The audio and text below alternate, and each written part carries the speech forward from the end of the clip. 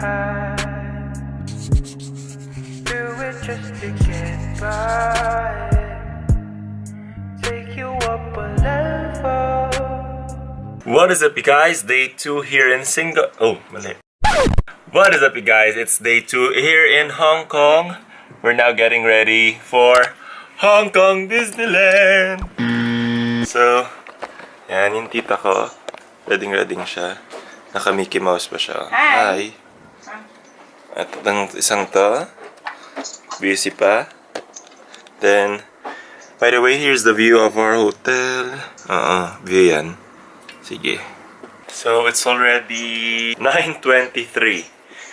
Medyo running late na kami. So, be right back. Christmas time. So, here's the OOTD for today. H&M, Puma, then socks from Iconic, then bag, Anello. And the shades is from Sunny's. A few moments later. And so now, we are going to the MTR station. And we just decided to walk. And it's so very hot. We're just halfway there. Butak sa nanay ko na naka-long sleeves. This will be our brunch before we head to Disneyland. More moments later. So, bad luck. We decided not to go to Hong Kong Disneyland today. We'll just go tomorrow. Kasi we got lost. Very lost. We went walking around and around, not knowing where to go. So, as much as possible, even though not everyone speaks in English here, maybe try to ask. Maybe you'll bump by a Filipino somewhere, which will definitely help you. Kasi he asked somebody which nagkataong Filipino. Kaya ayan, tinulong kami dito. So right now, we're going to the seaside just to roam around today, shop, sightseeing. So yeah. Found the McDonald's with that automatic choose your own, make your own meal. So now we're taking the MTR to Prince Edward. Then we're going to interchange to another line. Rest your head, 'cause this world on God is cold. I'm a fan of fire in your soul. Swim inside your waters, all night long. Now we're at Harbor City Gateway. Papalamig lang kami because sobrang init sa labas. Like, I'll show you kung gaano siya kainit.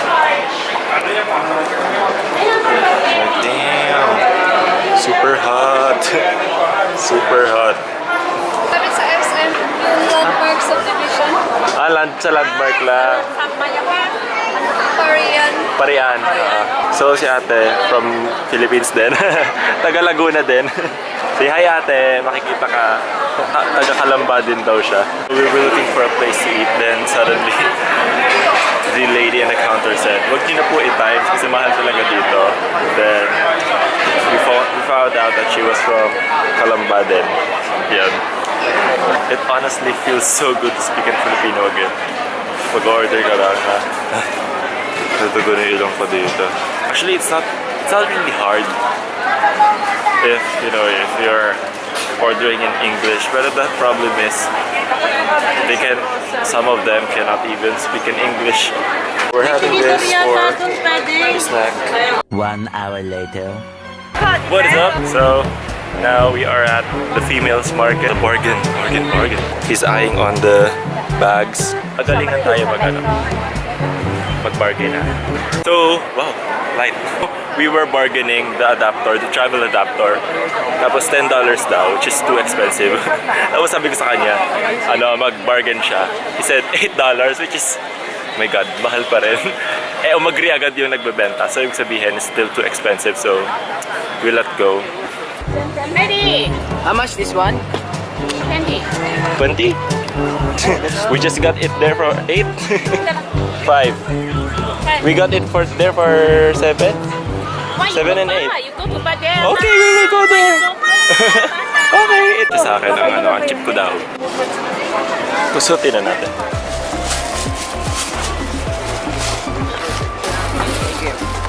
A bargain for us. Bucket hat. She was giving it to us for 180 for the 12 days, 180 Hong Kong dollars. And then we managed to get it for only 100. Okay ba? Guys. $100. How much yung $100? 700. So medyo mahal pa rin pero well, it's better than $180. Then i-ready niyo na pa ng mga sarili niyo pag magpa-bargain kayo. Mapapalo kayo ng mga nagtitinda. Kasi pinalo siya na pinalo bago niya. And because I was too busy bargaining, I broke my tempered glass. Good thing it's just a glass. Hong Kong souvenir, so you'll get it for $20 per shirt. Ain't nobody gonna let you down. I'm sure as hell I won't let you down. Now we're taking the bus on our way back to the hotel. So here in Hong Kong, if you're not really that much in a hurry, instead of taking the taxi, which is very expensive, learn to use the public transportation. The bus, though, look, the queue is so long. It's a lot cheaper than taking the taxi. For the travelers, it's important that you have a map of the hotel you're staying in, know the roads around, then look for your road here. Cakuling. Yeah. Finally, we were able to ride the bus. Meanwhile,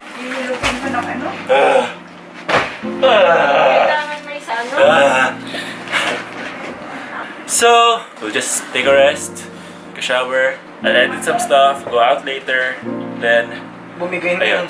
yun.